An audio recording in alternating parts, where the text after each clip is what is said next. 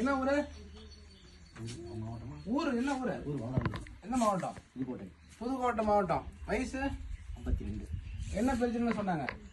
உப்பு டயாலிசிஸ் பண்ணிட்டாங்க. இவருக்கு வந்து உப்பு நோய் இருக்குது, டயாலிசிஸ் பண்ணணும்னு சொன்னாங்க. எந்த ஆஸ்பத்திரி? தஞ்சாவூர் ரோகிணியில. இப்ப நம்ம கிட்ட இவர் 5வது முறை வராரு. முதல் முறை வரும்போதே சொல்லிட்டேன், உப்பு நோயின்னு ஒண்ணு கிடையாது, சக்கரை நோயின்னு ஒண்ணு கிடையாது, உனக்கு எந்த பிரச்சனையும் இல்ல, டயாலிசிஸ்லாம் பண்ண தேவையில்லைன்னு சொல்லியாச்சு. இப்ப இது 5வது முறை வர. எத்தனாவது முறை? 5வது முறை. இந்த 5 முறை என்ன தேய்ச்சி குளிச்சு இல்லையா? அவ்வளவுதான். புரியுதா?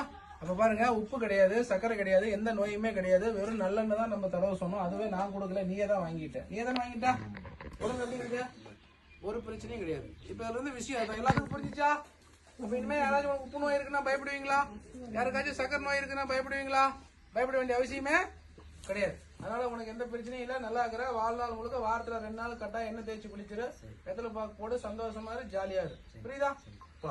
நல்லது ஐயா, நீங்களும் நல்லா